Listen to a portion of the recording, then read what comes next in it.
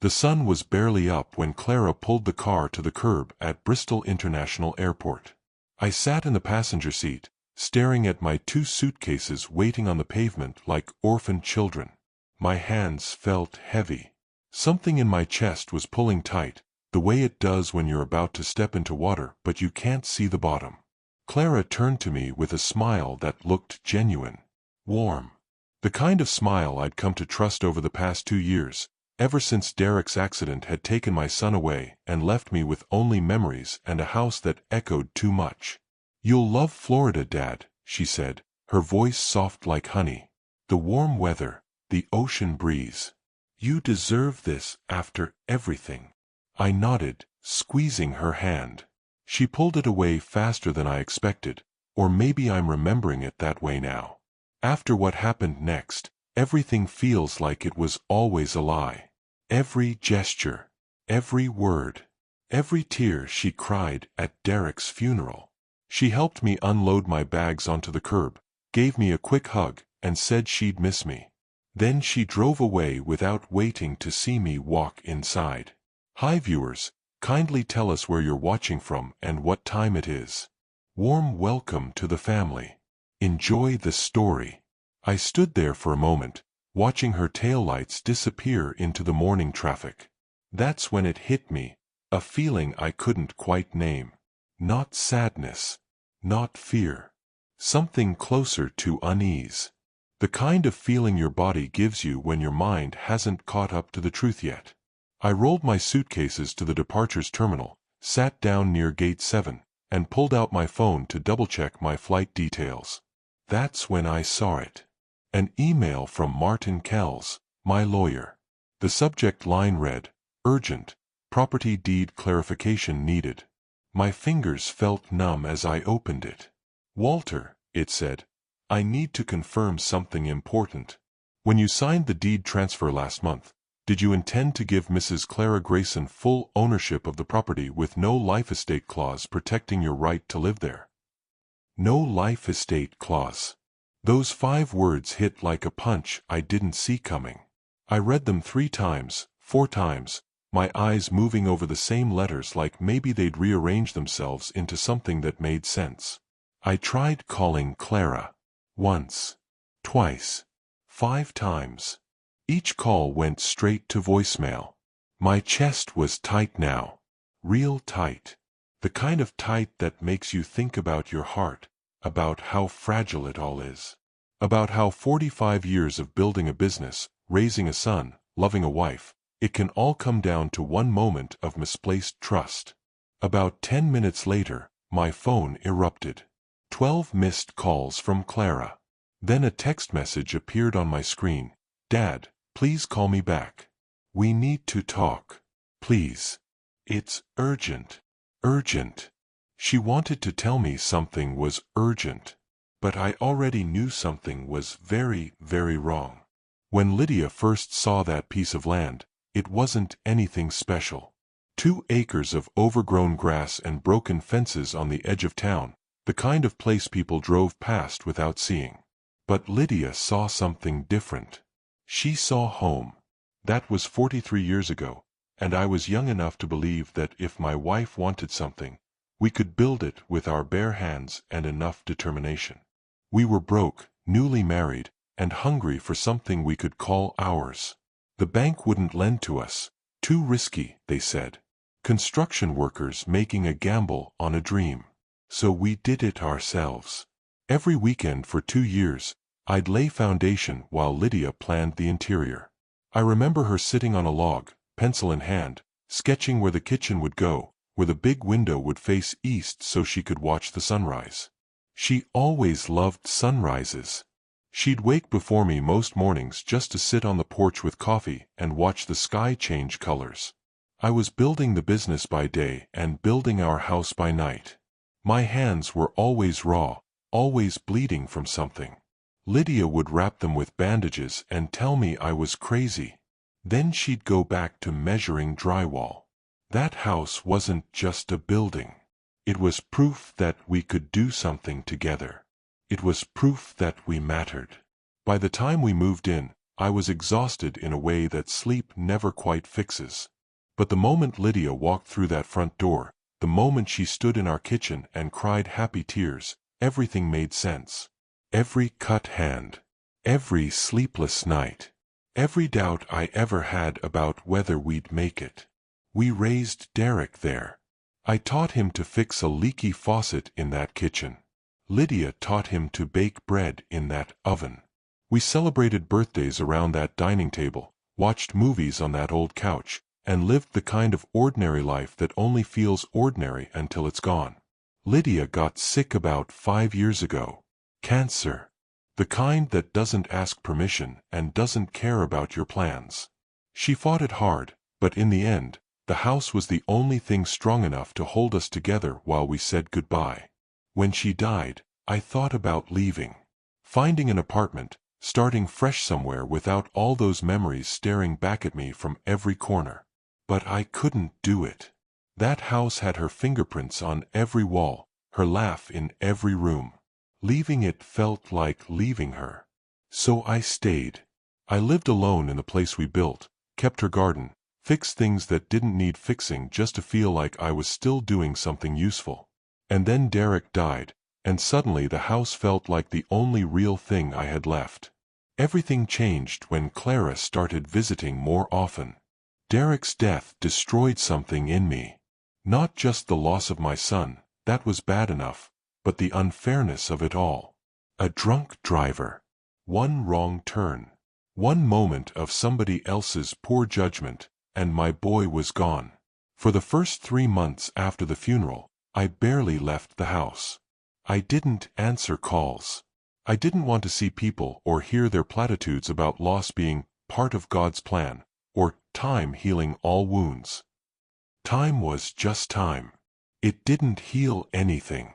It just made the silence heavier. That's when Clara started coming by. She'd call first, real respectful like, asking if it was okay to stop by. She'd bring lasagna or pie, things she'd made herself. She'd sit with me in the kitchen, not pushing me to talk, just being present in that quiet way that matters more than words. Her eyes looked sad, genuinely sad, and I realized she was grieving too. She'd lost Derek. She'd lost her husband and the future they were supposed to have. I'd never thought about it that way before, to be honest. I was so deep in my own pain I hadn't really considered what she was going through.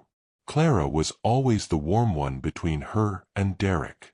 While my son could be stubborn and cold, Clara had this softness to her, this way of making you feel like you mattered to her. She'd call me Dad, like it meant something. Like it wasn't just a title, but a relationship she actually wanted. You shouldn't be alone in this house, she told me one afternoon about 6 months after the funeral. Not with all these memories. Not when you're dealing with this much grief. I didn't argue. She was right.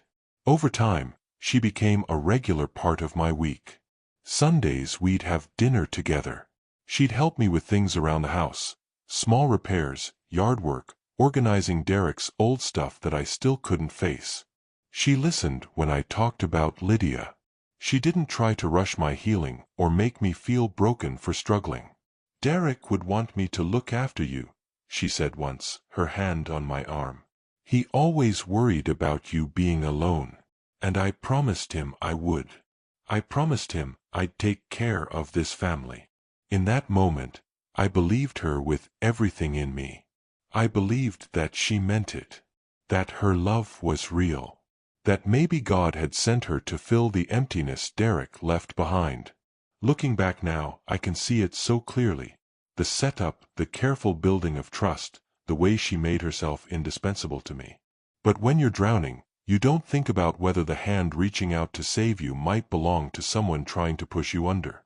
One Sunday, after we'd finished dinner and I was feeling particularly grateful for her presence, Clara brought up something that seemed small at the time. Dad, she said, her voice careful, have you thought about what happens to this house if something happens to you? The question caught me off guard. We were sitting on the porch, the evening light turning everything golden, and Clara was looking at the house like she was seeing it for the first time. I mean, you're not getting any younger, she continued, and I couldn't tell if it was concern in her voice or something else. And a house this size, living alone. What if you fall? What if there's a medical emergency? What if? She stopped, like she didn't want to say it. What if I die? I finished for her. She nodded, her eyes meeting mine. I'm just being practical. Derek always said you weren't good with practical matters. That you lived in your head too much, remembering things instead of planning for the future. He had said that. Derek used to criticize me for not being business-minded enough with my personal life, for holding on to the house when I could have sold it and lived comfortably in a smaller place. It stung, hearing it echoed back through Clara's mouth. If something happened to you, Clara said slowly, this house would get tied up in probate, taxes, legal fees, all these complications. But if the deed was in my name, I could handle it all. I could make sure everything was taken care of. You mean you'd take care of it, I said. Exactly. I'd take care of it for you. The idea took root in my mind over the next few weeks. Clara kept bringing it up in small ways, mentioning a news story about estate taxes, asking if I had a will, suggesting that modern people handled things differently than my generation. She wasn't pushy about it. That's what made it work so well. She was just concerned. A daughter-in-law who wanted to make sure her grieving father-in-law wouldn't leave a mess for anyone to clean up. Then she started bringing other details to my attention. She'd gotten a new car, nothing fancy, but newer than what she'd been driving. She was taking better care of herself, getting her hair done, wearing nicer clothes. When I asked where the money was coming from, she was vague. Just picking up extra shifts at work, she said. Trying to build my savings. But I noticed she wasn't at work as much as she used to be. I'd drive past the nursing home where she worked as an RN, and her car wouldn't be there. I didn't ask questions. Maybe I didn't want to know the answers. One morning in late March, about 2 years after Derek's death, Clara brought a manila folder to my kitchen table. I talked to a lawyer, she said, sliding it across to me. He drew up the paperwork. It's just a property transfer deed. Nothing complicated. It just puts the house in my name, and you stay here as long as you want. No probate. No taxes. No stress for anyone. I looked at the folder but didn't open it. I'd never do anything to hurt you, Dad, Clara said, and she placed her hand on top of mine. You know that, right? You know I love you. I looked up at her face. She was crying, soft tears just starting to spill over her cheeks. I love you so much, she whispered. Derek was everything to me, and now I only have you. I just want to make sure you're protected. My defenses crumbled like old concrete. Okay, I heard myself say. Okay, we'll do it. She smiled through her tears and squeezed my hand. Then she opened the folder, showed me where to sign, and I picked up a pen with fingers that felt like they belonged to someone else. The signature didn't feel like mine. It felt like I was signing away something I couldn't get back. Clara cried happy tears after it was done. She hugged me tight and told me we should celebrate.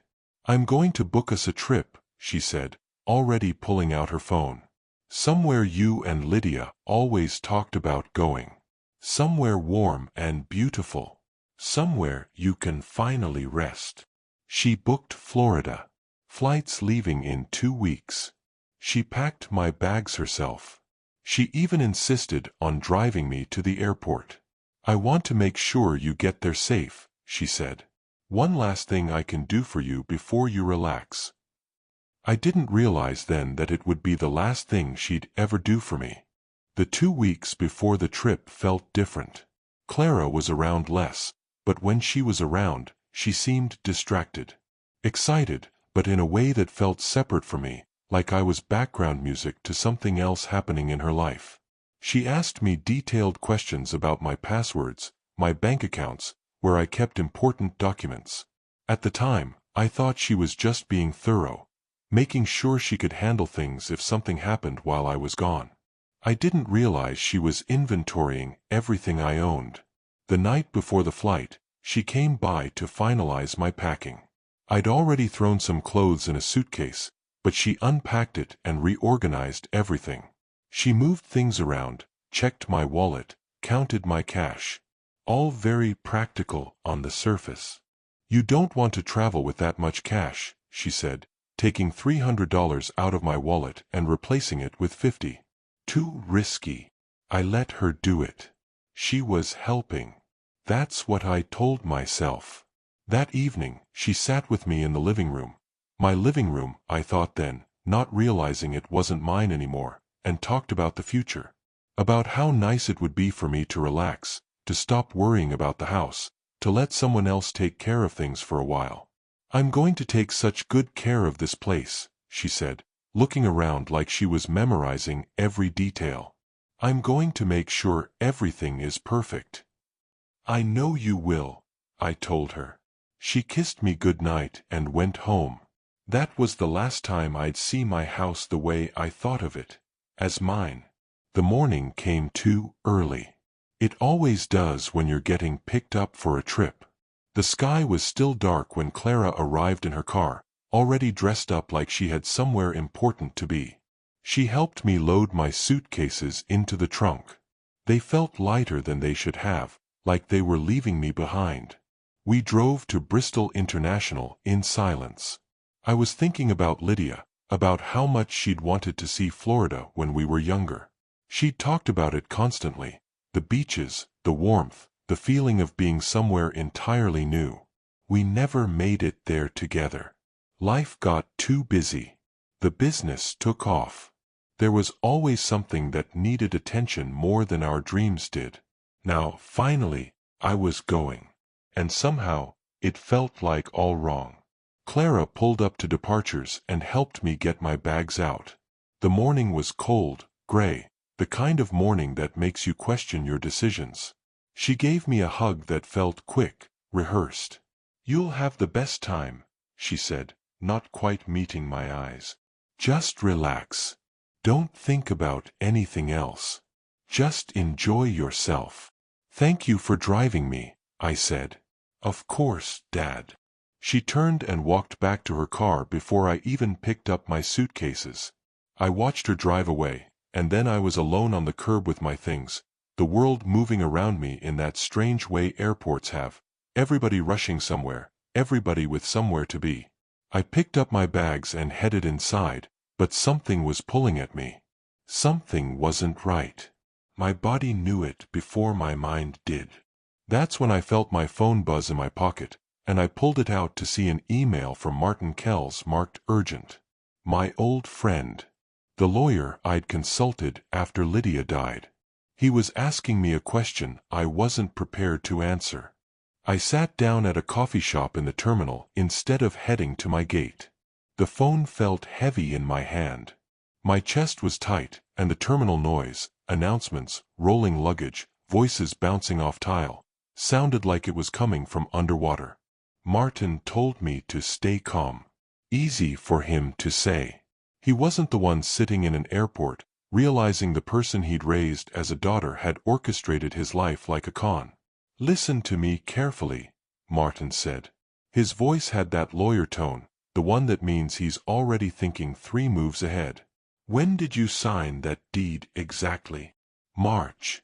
Late March. And you didn't read the fine print?" "I trusted her, Martin. She showed me where to sign. She said it was just to avoid probate." He exhaled slow, and I could hear the weight of disappointment in that sound. Not directed at me, but at the situation. At the fact that we'd trusted someone we shouldn't have. "Here's what happened," he said. "And I need you to listen because this is important. When Clara first called me about selling the property, I got suspicious. She said you wanted to downsize, but something didn't add up. So I pulled the original deed you signed." My stomach dropped. "The deed she submitted to the realtor is not the same deed you signed." The words hung in the air between us like they were waiting for me to understand them. What do you mean, not the same? I mean the document you signed and the document she filed are different, Walter. And that's actually good news. Because when you came to see me 5 years ago, after Lydia passed, I recommended something to you. Do you remember? I tried to think back. 5 years ago felt like a lifetime. I was drowning in grief, barely functioning. You told me I should think about creating a charitable trust, I said slowly, remembering now. A way to protect the house if anything ever happened to me. Exactly. And you did it. You created the Grayson Foundation, named in honor of Lydia. It was set up specifically to fund carpentry education for kids. You wanted to give back the way you wished someone had given to you when you were starting out. I did remember now. It had felt good, having a purpose beyond survival. The trust had a protective clause, Martin continued. Any property transferred out of your name would revert back to the trust if the new owner attempted to sell, mortgage, or violate the terms of the arrangement. Clara didn't know about that clause. She thought she was getting a clean deed. She thought she could take that house and turn it into cash. I couldn't breathe properly. The coffee shop felt too small, the walls too close. She's already contacted a realtor? I asked, even though I already knew the answer. She contacted one this morning. The real estate agent submitted the listing to the county records, and when they ran the title search, the trust showed up. That's when the alert came through to me. That's why I called you. The realtor didn't know. The county didn't know. But Martin knew, and he'd made sure I knew, and now the whole thing was unraveling in a way Clara never anticipated. What happens now? I asked. Now, Martin said carefully, we decide what kind of man you want to be. The quiet before a storm is a strange thing. I sat in that coffee shop for another hour, phone pressed to my ear, while Martin explained the legal details.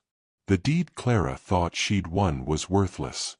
The house was protected by a trust she couldn't touch. She'd tried to steal from me, and the law, the same law that had seemed so complicated when I signed those papers, had built a wall between her and my life. But knowing the facts and knowing what to do about them were two different things. I can send you the paperwork, Martin said. She'll receive formal notice that the deed is contested, that the property is being reclaimed by the trust. She'll know it didn't work. She'll know she lost. She already knows, I said. That's why she's been calling. The question is, what do you want? I looked out the coffee shop window at planes taking off into a gray sky, each one carrying people somewhere new, somewhere they thought was going to be better than where they left. Clara had tried to make me one of those people. She tried to send me away, to Florida, to warmth, to forgetting, so she could sell my house and keep the money. She'd calculated it all so carefully. The grieving old man and his lonely daughter-in-law. The perfect con. The perfect story. Except she'd forgotten one thing. I wasn't as blind as she thought. I want justice, I told Martin. But not the kind she expects. He waited, understanding without me having to explain. I want to know what happens if we let the trust take everything back. Not just the house. Everything Clara would have gotten from Derek's inheritance. Martin was quiet for a moment. That's significant money, Walter. Roughly $200,000 in Derek's estate that's technically still tied up. It was meant to go to his spouse or be divvied up among the family. If we file a claim of intentional fraud and attempted theft, it goes to the trust. It goes to the trust, he confirmed. And the trust funds the Grayson Foundation. Your scholarship program. I closed my eyes. Derek had always been practical, but he'd inherited something from me, a belief that hard work should be rewarded, that people who wanted something badly enough deserved a shot. He would have wanted his money going to kids like we both used to be, kids with nothing but ambition and scarred hands. Do it, I said. Are you sure? Call her. Serve her with the papers. Tell her the deed is invalid. Tell her everything comes back to me, and then tell her I'm done. Martin didn't try to talk me out of it. He'd known me long enough to understand that when a man makes a decision like that, it's not made in anger. It's made in clarity. I'll send everything today, he said. She'll have the formal notice by tomorrow morning. I hung up the phone and sat there in that coffee shop for a long time, watching people pass by. Business travelers, families heading somewhere warm, couples holding hands. All of them moving forward. All of them believing that tomorrow would be better than today. I had believed that too, right up until Clara drove away from the airport curb. Now I didn't know what I believed anymore. Except that somehow, without planning it, I'd built a trap that caught exactly what I needed to catch. And now I had to decide what to do with it. Clara called 17 times that first day. I didn't answer any of them. By the second day, the calls had stopped. Martin sent me a confirmation email at 6:47 a.m. The formal notice had been delivered. The deed was contested. The property was being reclaimed by the trust. Everything Clara thought she'd won was gone. I imagined her reading those papers. I imagined the moment she understood that the signature she'd gotten from me, the one she thought was proof of her victory, had been nothing at all. I never got on that flight to Florida. I called the airport, rescheduled, and then I didn't reschedule again. I wasn't going to run away. I was going to face what I'd known was coming all along. Martin picked me up at the airport terminal around noon. We drove to his office instead of the property, and I signed a series of documents while he explained what they meant. Each one was a nail in the coffin I'd built for Clara. Fraud claim. Attempted theft. Revocation of inheritance. Transfer of assets to the charitable trust. She'll fight this, Martin said as I signed my name on the last page. She'll hire her own lawyer. She'll claim you're retaliating, that you changed your mind, that this is about grief and anger. Is it? I asked. He looked at me directly. Only you know that. I thought about Clara's hand on mine as I signed the deed. I thought about the way she'd practiced that smile, that tone, that whole performance of caring. I thought about Derek in a hospital bed, and me telling Clara she was the family he would have wanted me to have. It's not about anger, I said. It's about making sure this doesn't happen to someone else. It's about knowing the difference between kindness and weakness. Martin nodded and handed me the phone. She's been trying to reach you all morning. You can call her now, if you want to. I didn't want to, but I did. Clara answered on the first ring, like she'd been holding the phone the entire time. Dad. Her voice was shaking. Dad, what is this? What's happening? This lawyer from Martin's office came by and gave me papers.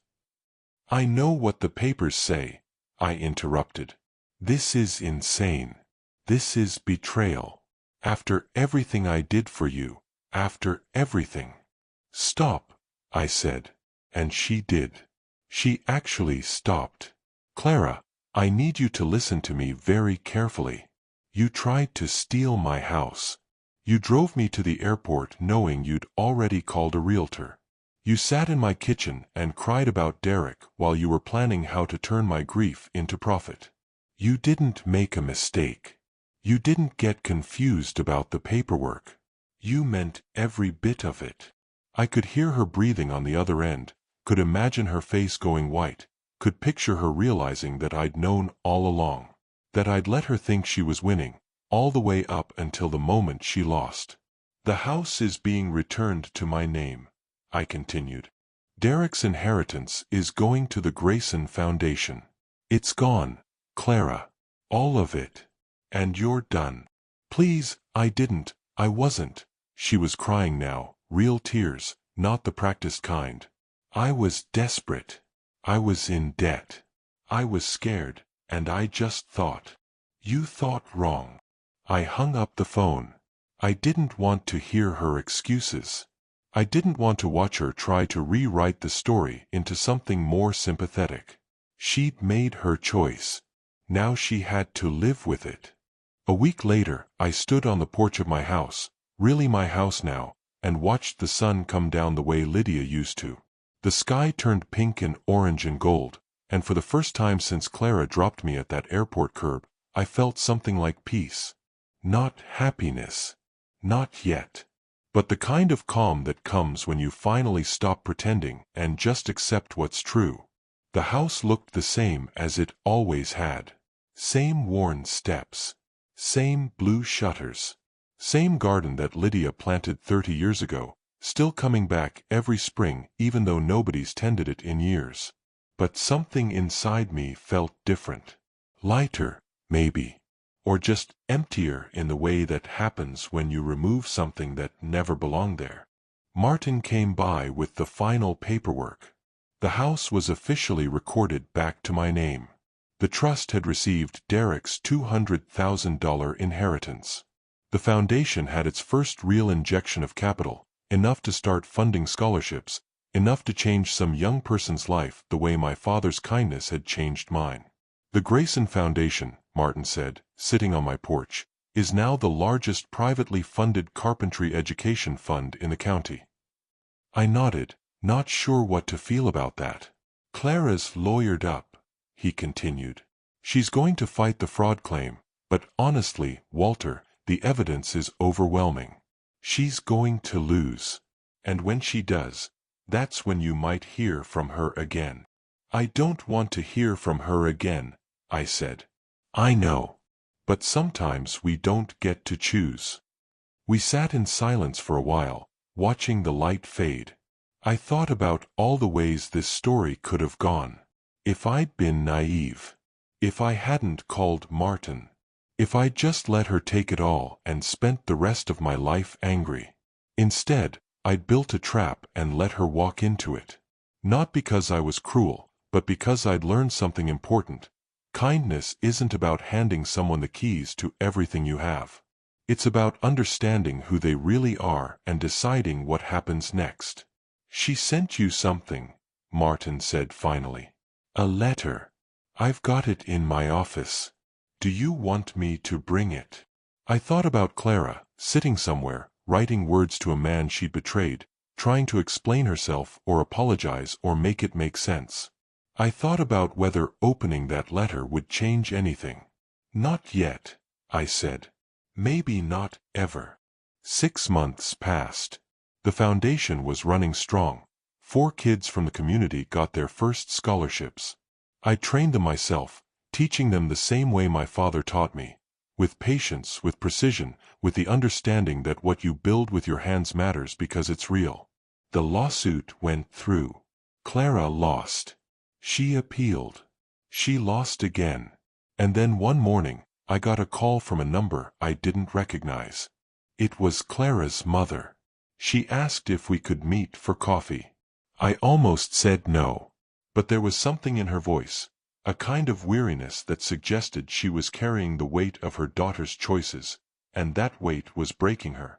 We met at a coffee shop that wasn't the one at the airport, but it felt similar. She looked older than I remembered. Smaller, somehow. I don't know what she was thinking, Clara's mother said without any preamble. I don't know how she could have done it. But I want you to know that I know she did it. That I'm not making excuses for her, and I'm not asking you to forgive her. I appreciated that. The honesty of it. She's struggling, her mother continued.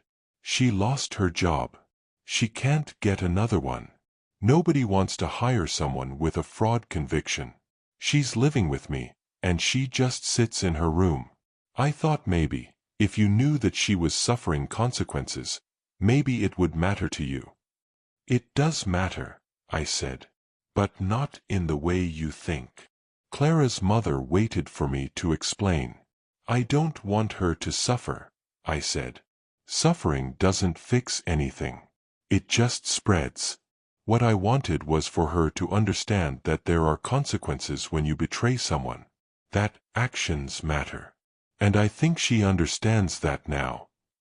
Will you ever forgive her? I thought about that question for a long time. Forgiveness isn't about letting someone off the hook. It's about deciding whether to carry the weight of what they did or to set it down. I'd already set mine down by the time she left the airport. I forgave her the moment I realized she was broken enough to try something like that, I said. But forgiving her doesn't mean she gets to be part of my life again. Clara's mother nodded, like she'd been expecting that answer. Before I left, I gave her something, a brochure for the Grayson Foundation, a picture of the 4 kids I was training. I told her that if Clara ever wanted to do something good with her time, if she ever wanted to build instead of take, there might be room for that. Not in my life, but in the world. In helping other people. In becoming someone worth being. I never heard from Clara's mother again. I don't know if Clara took that offer. I don't even know if she's still in the same city. But I do know this. Every morning I wake up in a house that's really mine. Every evening I watch the sunset the way Lydia taught me. And every year, more kids get scholarships. More young people get trained in a skill that will give them independence and pride. The deed I signed, the one I thought was going to destroy me, it ended up building something instead. It revealed who Clara really was and who I wanted to be. It proved that kindness isn't weakness. It proved that sometimes the quietest people in the room have already won before the game even started. People ask me now if I regret trusting her. If I wish I'd seen it coming. The truth is more complicated than that. I don't regret trusting her, because trust is how we connect. I don't regret being vulnerable, because vulnerability is how we learn. I don't even regret signing that deed, because in the end, it was the thing that set me free. What I've learned is that betrayal isn't about what someone takes from you. It's about what they show you about yourself. It's about discovering that you're stronger than you thought, that you're kinder than you believed, and that sometimes the greatest victory isn't in winning. It's in knowing exactly what you're capable of when everything's on the line. The house stands. The foundation stands. And I stand, too. Not broken, not angry, but finally at peace. Thank you for listening to my story. If it moved you, if it made you think about trust and betrayal and what it means to hold on to the right things, I hope you'll subscribe to this channel and turn on notifications. Because there are more stories coming. Stories about love, about family, about the real consequences of the choices we make. Share your thoughts in the comments. Tell me about a time you trusted someone and what happened. Tell me if you think I did the right thing. Tell me if you would have forgiven her. Because every comment you leave inspires someone else who's watching, someone else who's been betrayed or hurt or wondered if kindness is worth the risk. Your stories matter. Your voice matters. And this family, our family here, we support each other. So subscribe. Turn on those notifications. And I'll see you on the next story.